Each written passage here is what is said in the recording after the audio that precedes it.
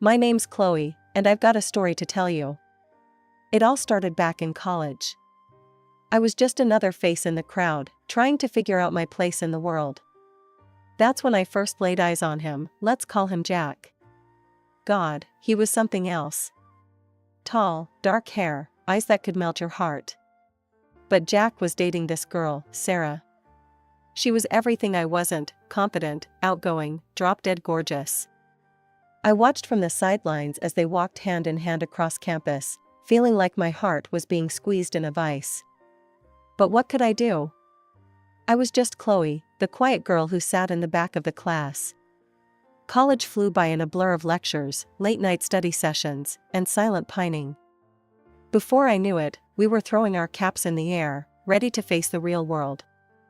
That's when I heard the news: Sarah had left Jack high and dry, jetting off to Japan without so much as a backward glance. My heart skipped a beat. This was my chance. I knew it was wrong to be happy about someone else's misfortune, but I couldn't help the flutter of hope in my chest. I found Jack sitting alone on a bench outside the library, looking like his world had ended. I took a deep breath and approached him.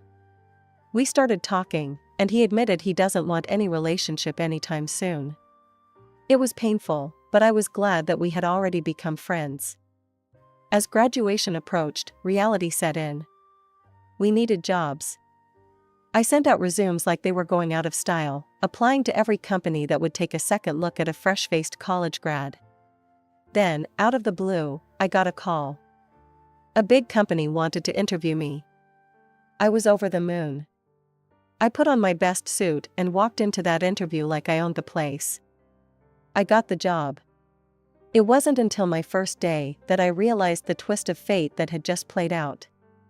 There, hanging on the wall of the office, was a photo of the company executives.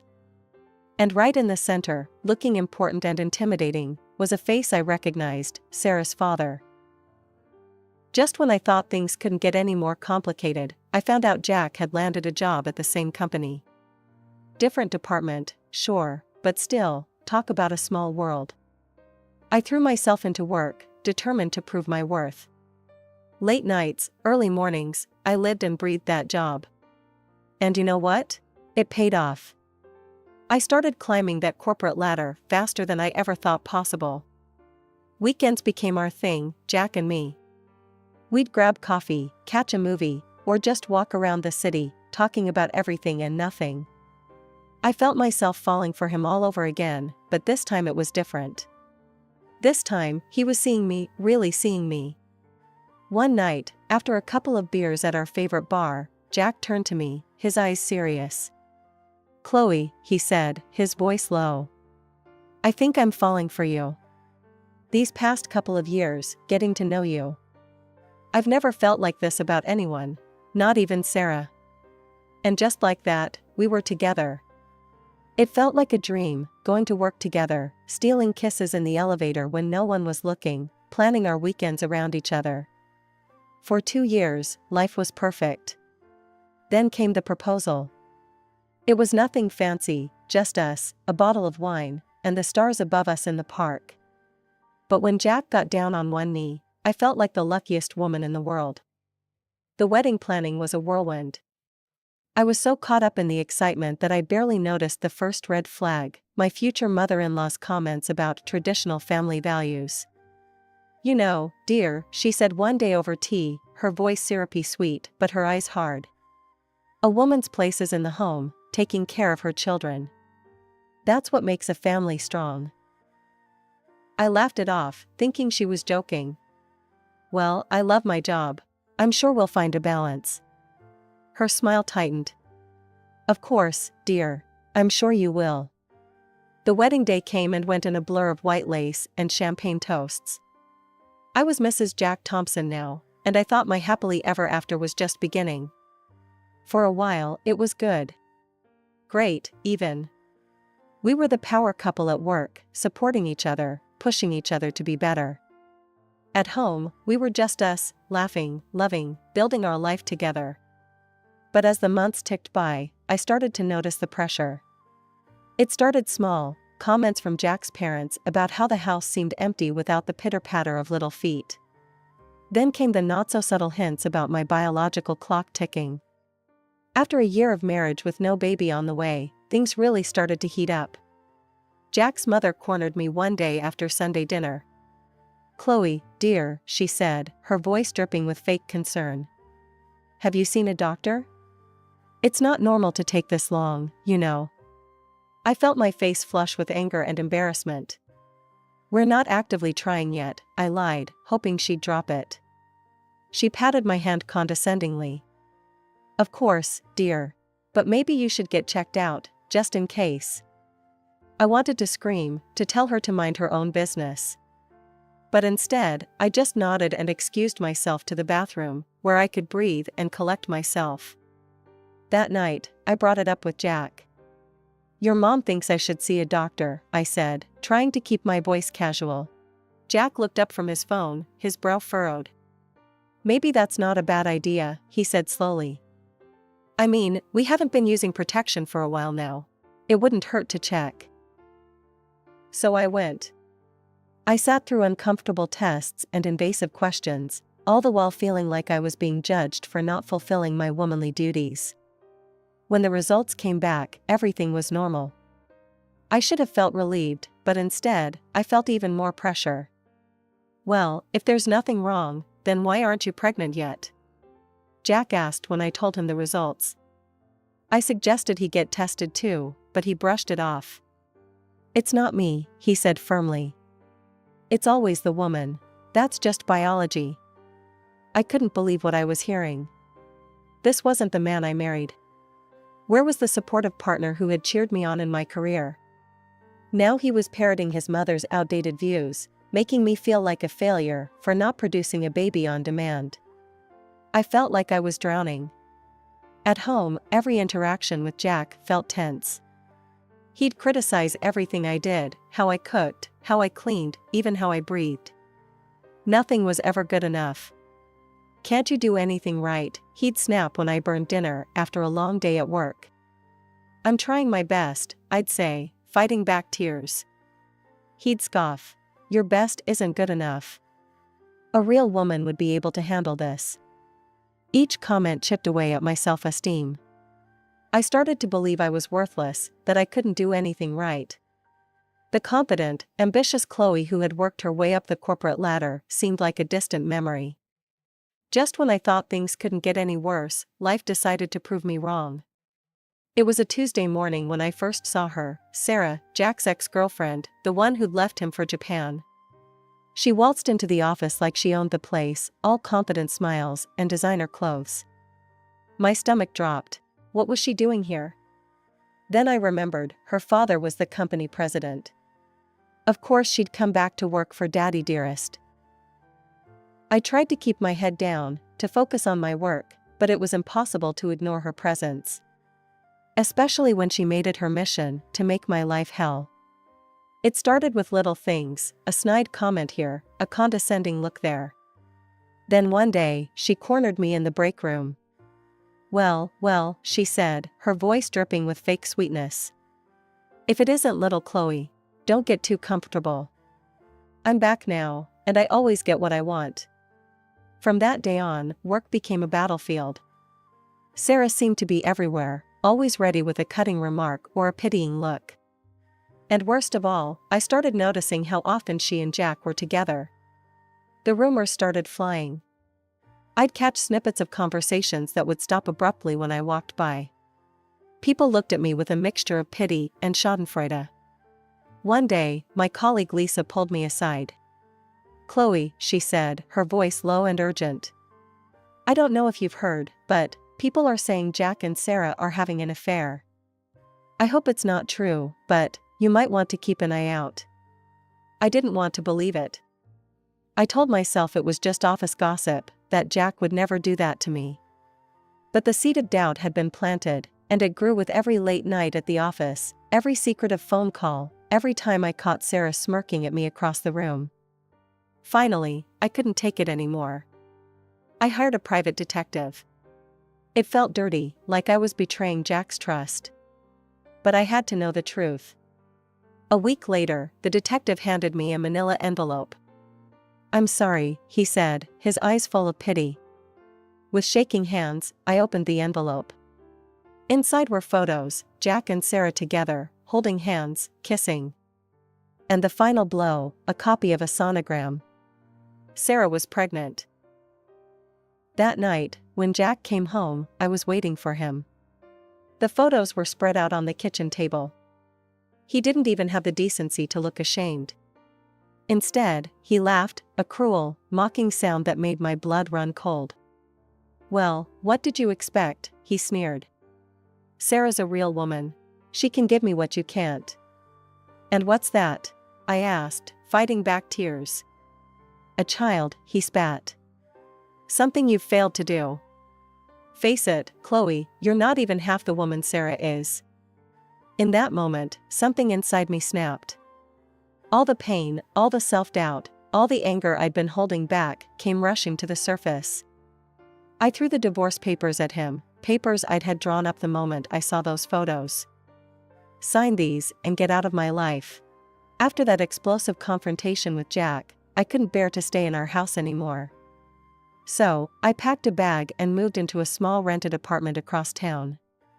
It wasn't much, but it was mine, a space where I could lick my wounds and figure out my next move. 2 weeks later, I was heading to a meeting when I literally ran into them in the hallway. Jack and Sarah, standing there like they owned the place, her hand resting possessively on her slightly swollen belly. The smirk on Sarah's face made my blood boil. Well, Sarah drawled, her voice dripping with false sympathy. If it isn't the soon-to-be ex-Mrs. Thompson. How are you holding up, sweetie? I could feel the anger rising in me, threatening to spill over. Actually, I'm doing great, I said, my voice steady. In fact, I was just about to let you know that I'll be suing both of you for adultery. I have all the evidence I need, including proof of the emotional distress you've caused me. Hope you're ready for a legal battle. The smug looks on their faces faltered for a moment.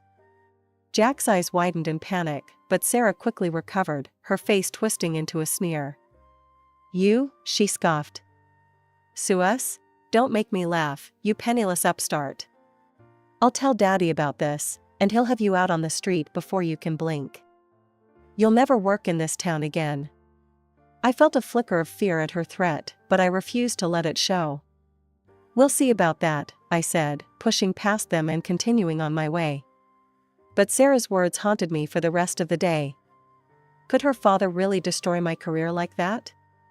I tossed and turned all night, wondering if I'd made a huge mistake.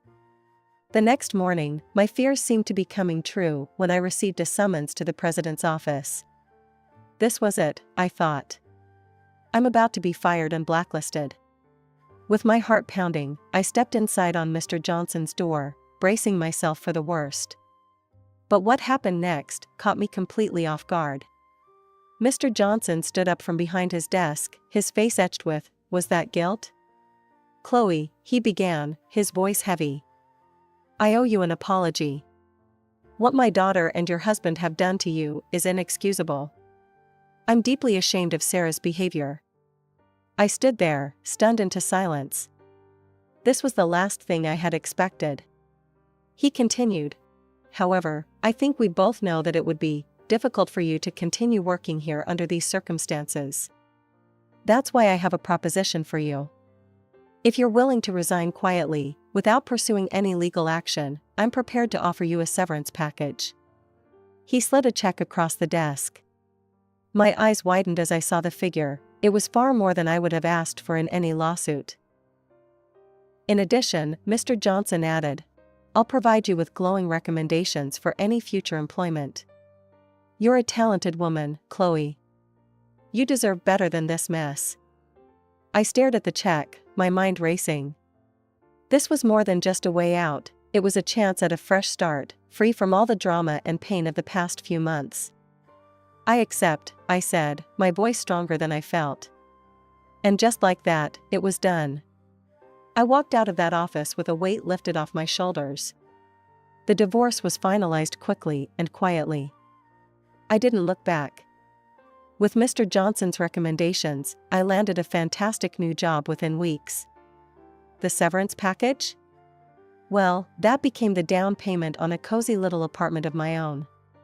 My new job felt like a breath of fresh air.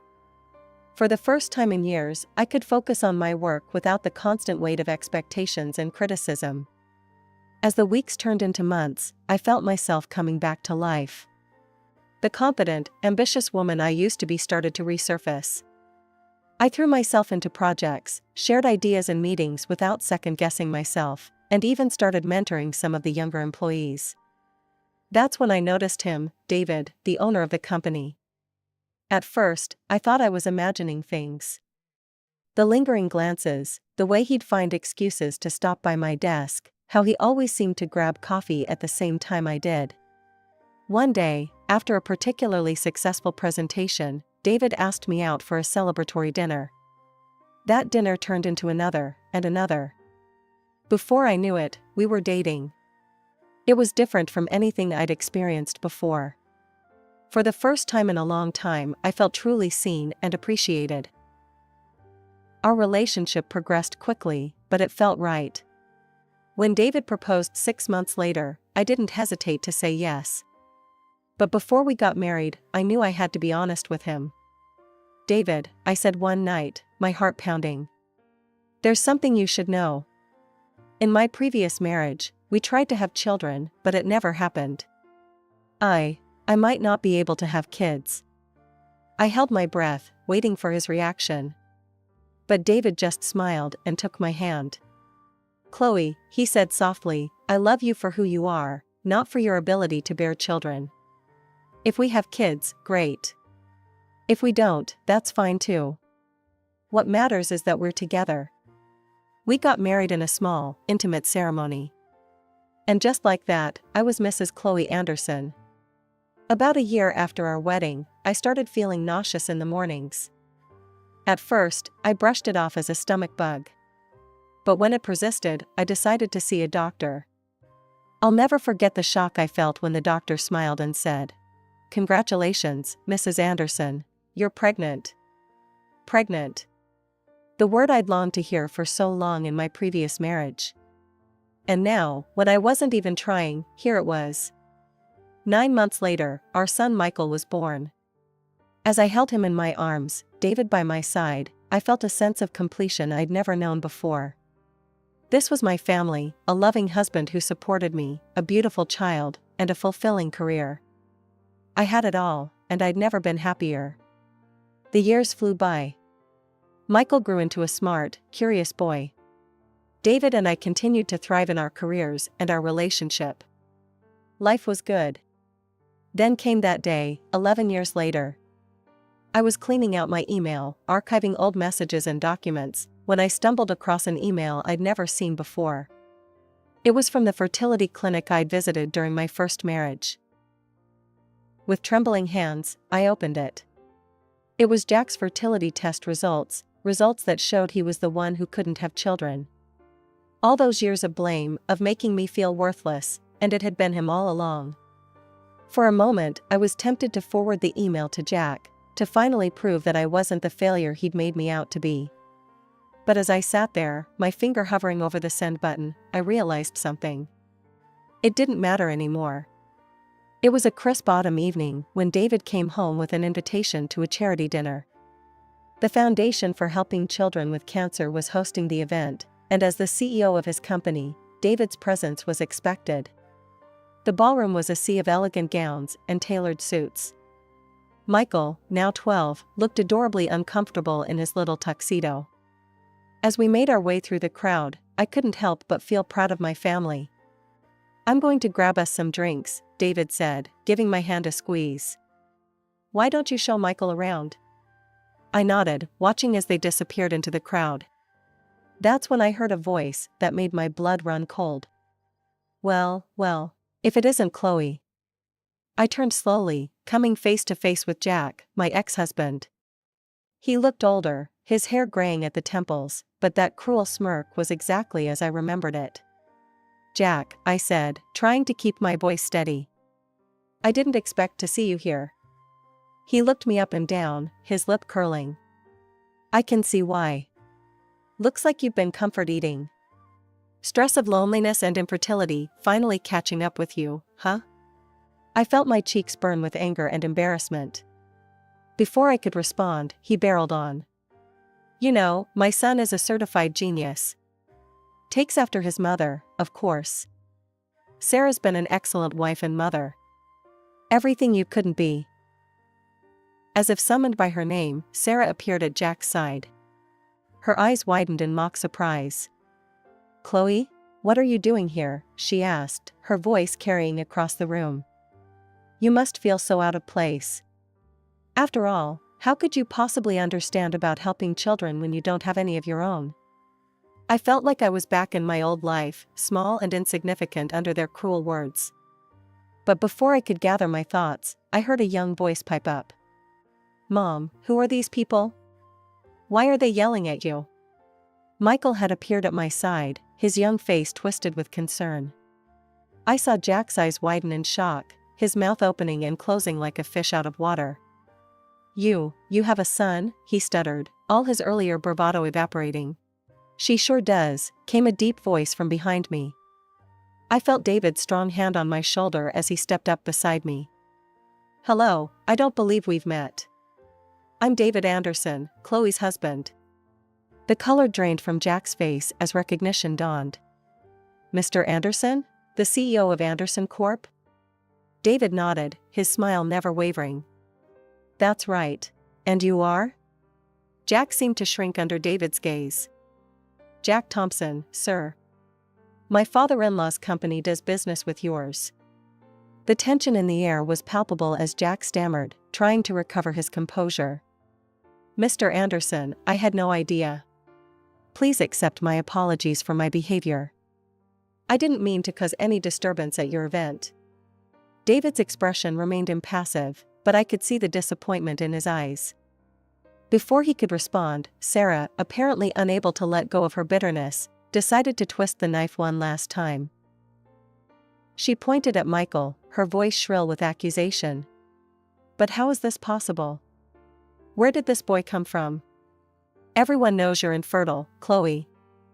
You couldn't give Jack children, remember? Something inside me snapped. Actually, Sarah, I said, my voice steady and clear, I think it's time for some truth to come out. I turned to Jack, whose face had gone pale. I found a letter from the fertility clinic, Jack. Turns out, you're the one who can't have children. Jack's jaw dropped, his eyes wide with shock and disbelief. I couldn't help but add, with a smile that was perhaps a touch too sweet. So, in fact, you're not the father of Sarah's son either. The words hung in the air for a moment before chaos erupted. Sarah's face contorted with panic, and she grabbed Jack's arm. We need to leave, now.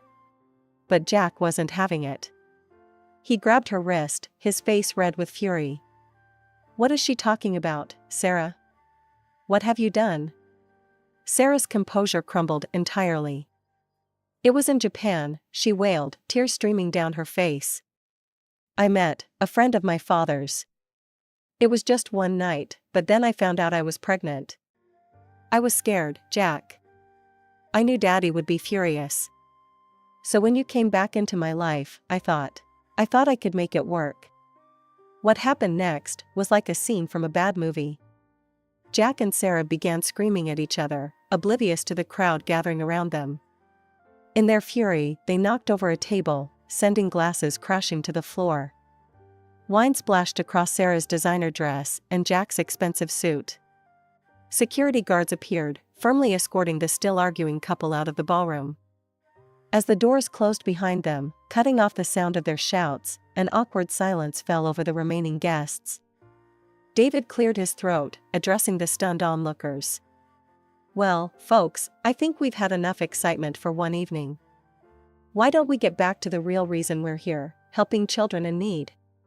His words broke the tension, and gradually, the party resumed its normal flow. David turned to me, concern etched on his face. Are you okay, love?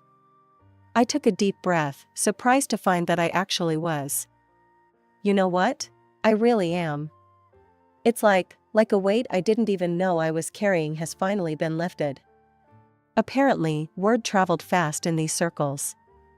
Within days, I learned that Jack had filed for divorce, demanding compensation from Sarah for her deception. Sarah's father, furious at the public scandal, had fired Jack from the company and blacklisted him in the industry. But you know what? None of that mattered to me anymore. As I watched David patiently explaining the concept of adult problems to Michael over a slice of chocolate cake, I realized that I had everything I ever wanted right here. The past was finally where it belonged, in the past. I had a husband who loved and respected me, a son who brought joy to every day, and a career that fulfilled me. I was Chloe Anderson, and my life was pretty damn perfect.